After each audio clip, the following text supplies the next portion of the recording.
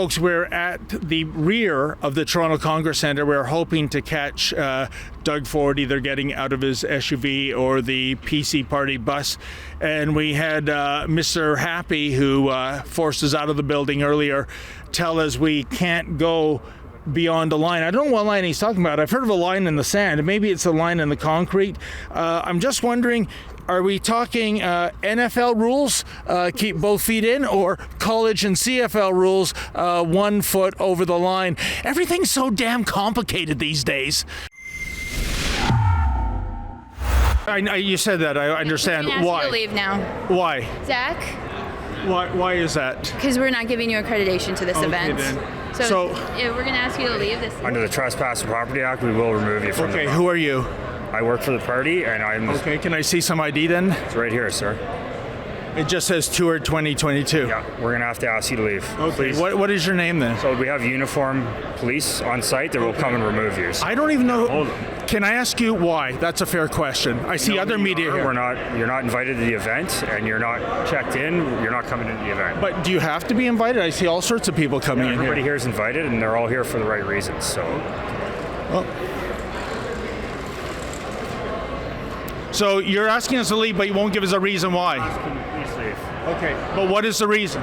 Let's go. Come on. What is the reason? Sir, we're going to leave. Can I just ask though? I'm not answering any questions. We're going to leave right now. I'm just asking why. I'm only telling you have to leave. We know who you are, and we're not causing any. What does that mean? You know who we are? I don't understand what that means. Your mic right there. That's right, Rebel News. So we're media. Thank you. Okay then. Thank you very much. Isn't that amazing? We can't get in, but the state-funded media, CBC, City TV, Global, CTV, they can. That was Ford's spokeswoman, the person I was talking to. You see, there'll be no problem of Brian Lilly getting entry because that is Brian Lilly's mistress.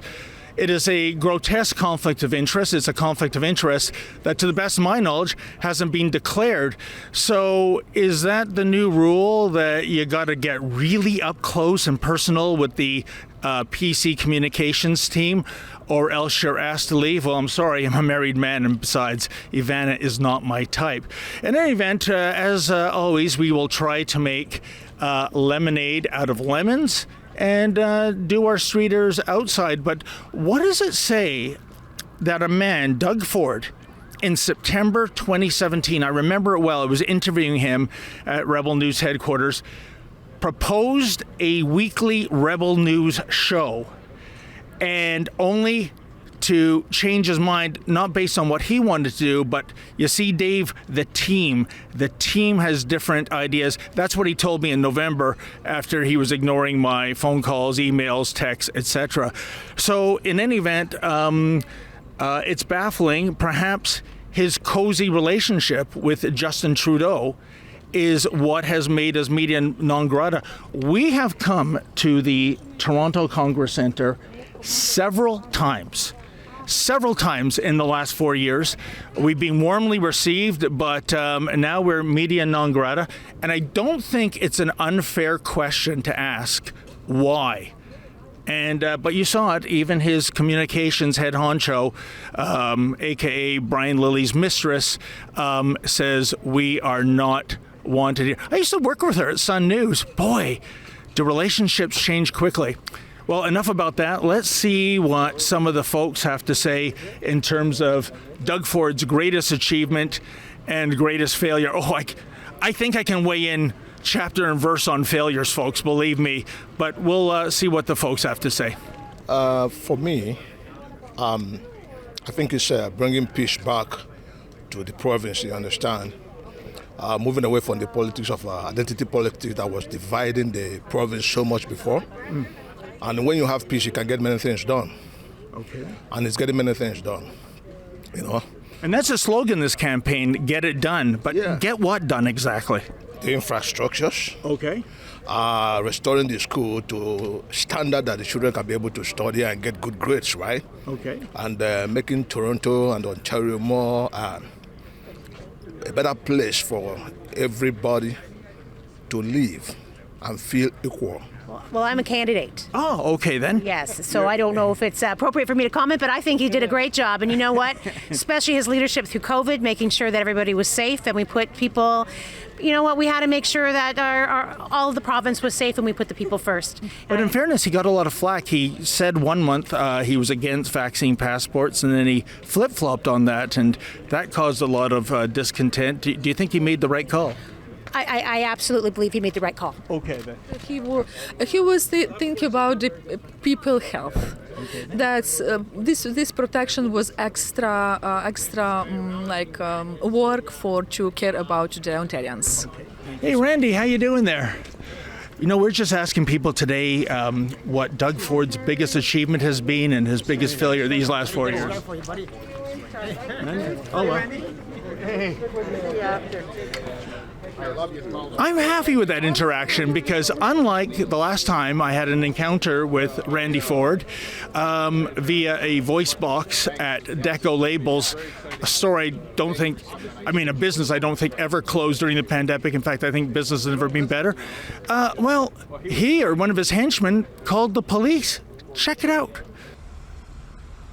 I want you to leave the property, or I'll have the police here. Oh, who are you, sir? Okay. I won't say a single thing. Okay. Okay, he's a perfect leader. Perfect.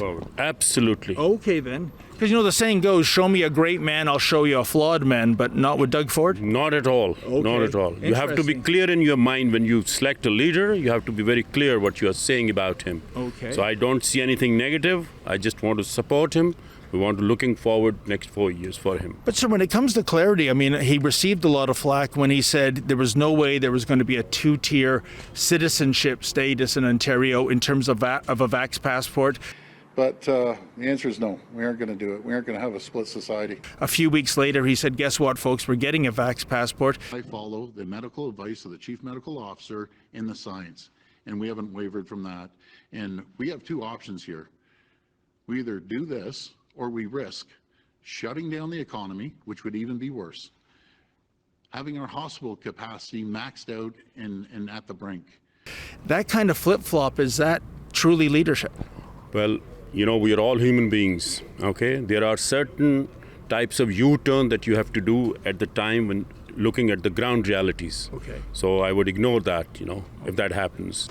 First of all, he's not misstepped at all. He's putting the province in the right direction. To quote his mantra, get it done, and Doug's doing it, okay? He's made commitments, and he's followed through on his commitments. In front of the building there, just where I was telling you before, please. Where is the line exactly, just so I can... Hey folks, the Rebel News store doesn't have any trench coats, but I'll tell you what it does have: t-shirts, sweatshirts, hoodies, caps, everything you could possibly ask for that loved one on your Christmas list. Please go to the Rebel News store and order your Rebel News merchandise today.